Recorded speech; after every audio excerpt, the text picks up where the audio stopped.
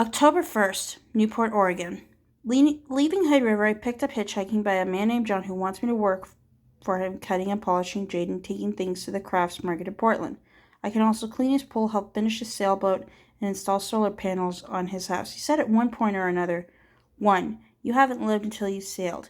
2. I had a bubble put on top.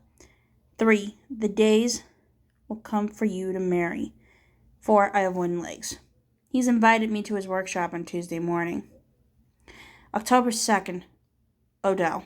Yesterday was one of those miserable days for hitchhiking. It took almost 13 hours to get back from Ted's place in Newport, most of it walking. My first ride was with a Catholic priest. He was in robes and had a rifle in the back seat. Later, I found $14.50 worth of unwrapped Gay-Sex magazines in the woods when I hiked off the road to pee.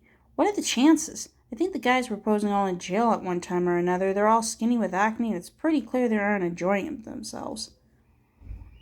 October 3rd, 1978. Odell. I went to Johnson Saw's studio. He explained what all his tools do and suggested that he could pay me in Christmas gifts. If he has a pool, 2 cars, 2 streamlined trailers, and a home with 2 fireplaces in it, he can pay me in real money. I don't think his wife likes me too much. Christians are strange people.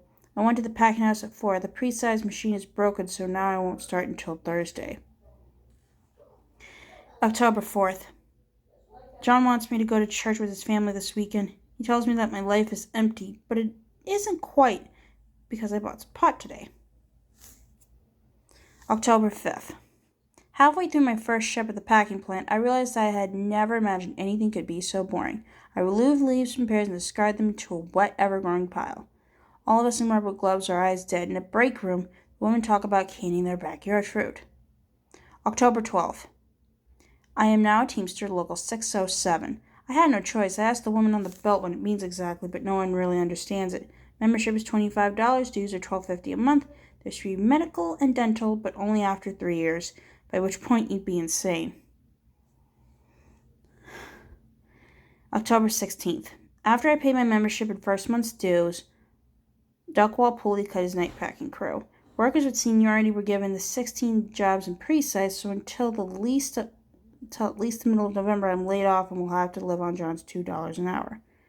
On the way home after getting the news, I came across a very drunk Mexican guy whose car was in a ditch. It was Jesus' brother. Because I didn't know what else to do, I brought him back to my trailer. We were up until 4, me talking my high school Spanish. Now it's 7.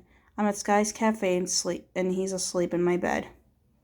With the layoff, I'm worried about money. 2 people at the plant told me about a possible job picking mushrooms underground with a miner's hat on. I'm not so sure about John. On Sunday, he took me to his church. There was a lot of swaying back and forth, a lot of crying and praising his name. Then I went to lunch at his house. They don't allow their kids to trick or treat. On the way home, he told me how he lost his legs. Then he removed one and showed me the stump, which made me think of a denuded chicken wing. October 17th. Today my shoes are twice as heavy. They're also green. Everything is green from the chrome oxide I used to polish John's jade. The inside of my ears are green, so is my snot. John is a 15-foot-long, 5-foot-tall block of jade that was originally bought by General Perón in Argentina, who wanted a statue of his wife Eva carved from it. John says it cost $100,000. Minus, I guess, the $14 he paid me today to polish few thin slices of it. October 30th. Sylvia from the employment office invited me to have dinner with her family. Everyone ate something different. Her husband, meatloaf, her grandson, a pork chop, me, a hamburger, and her cottage cheese. She played fiddle on the roof and danced around her kitchen. What a delight she is. John's legs were aching at work, so he took them off and rolled around in a wheelchair. He was in the Merchant Marines. Meanwhile, I hear the plant is laying people back on. October 31st. I gave a guy at the plant my address, and last night he came by. Tom has a rose tattooed on his shoulder and 2 hearts on his forearm. We went to the trailer where he lives with his mother. Maybe one day I'll get into what happened there. Right now, I want to take a bus to Kent. I want to be with my friends, not going to church with John or staring at a dildo collection at Tom's. It's up to me.